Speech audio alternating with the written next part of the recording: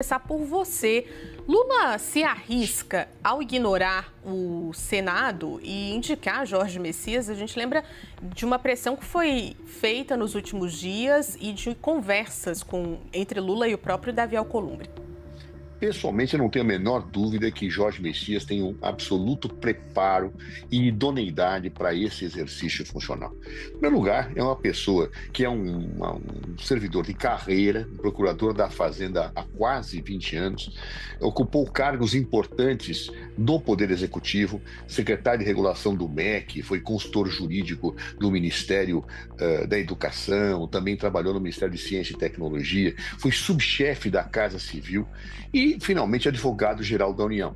Paralelamente a isso, tem uma perfeita e brilhante carreira acadêmica, foi mestre em Direito pela UNB, doutor em Direito pela UNB, portanto tem toda a capacitação de atividades anteriores desenvolvidas e acadêmica para ocupar com dignidade esse cargo. É uma pessoa que efetivamente atende aos requisitos e sempre mostrou um elevado conhecimento jurídico para que possa exercer bem esta função. É claro que o presidente do Senado e alguns senadores tinham outra preferência, também um outro nome respeitabilíssimo, que é o senador Rodrigo Pacheco, né? Também você tinha posicionamentos de entidades defendendo que mulheres fossem nomeadas, que negros fossem nomeados, ou seja, há uma definição, uma pleiade de posições diferentes. Mas o presidente tem o direito legítimo dado pela Constituição, que, aliás, esta Constituição brasileira é inspirada no modelo dos Estados Unidos da América, da Constituição dos Estados Unidos da América de 1787, e fazer a escolha que lhe parece apropriada. Jorge Messias, ao ver do presidente, da sua dimensão subjetiva, reúne estas condições. Então indica para ser nomeado, ele será submetido a uma sabatina do Supremo Tribunal Federal, o advogado-geral da União, Jorge Messias.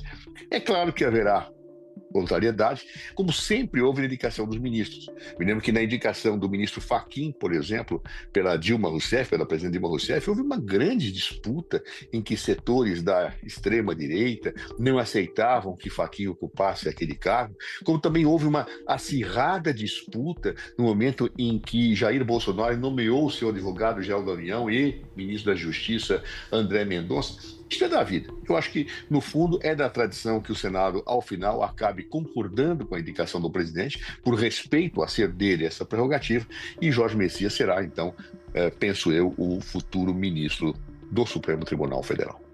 Fontaine, bem-vindo. Lula se arrisca ao ignorar essa pressão do Senado e indicar Jorge Messias e não Rodrigo Pacheco? Boa noite, Juliana. Boa noite, Cardoso e a audiência da CNN. Eu tenho uma visão um pouco diferente sobre esse assunto, sabe? Quando tem essa disputa política pelo cargo, mostra que o órgão, que devia ser um órgão independente, devia ser um órgão composto por notório conhecimento jurídico, um órgão que devia ser imparcial, ele começa a se tornar um órgão político e que vai estar a serviço de um grupo político ou ideologia. E isso é muito ruim para a democracia brasileira.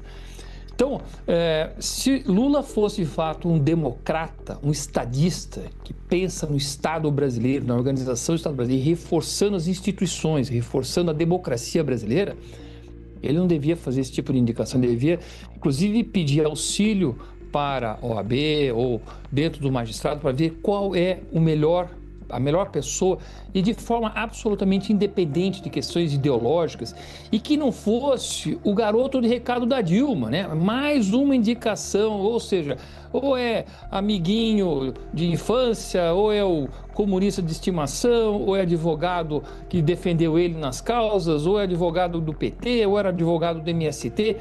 Nós estamos compondo um STF que virou um órgão político, não é mais um órgão de Estado.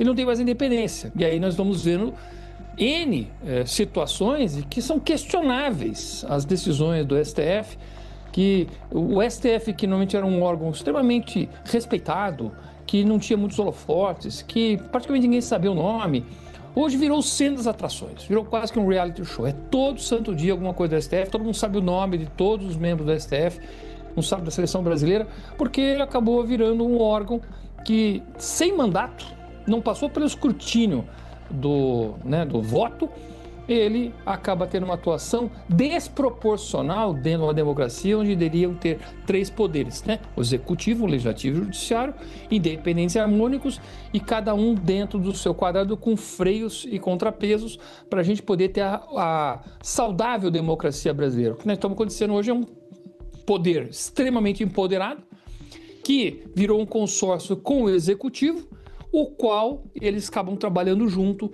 havendo claramente, na nossa visão, uma perseguição política. E mais grave, Juliana, vamos dizer que o próximo presidente seja de direita. Olha a frase que foi dita pelo Lula. Eu não consigo governar sem o STF. Ué, ele não devia governar com o STF nunca. Frase de Bolsonaro. Eu não consigo governar por causa do STF. Então, no próximo governo de direita, nós vamos ter esse STF que pode ser usado como um órgão de inviabilizar um governo de direita ou liberal. Isso é gravíssimo para a nossa democracia.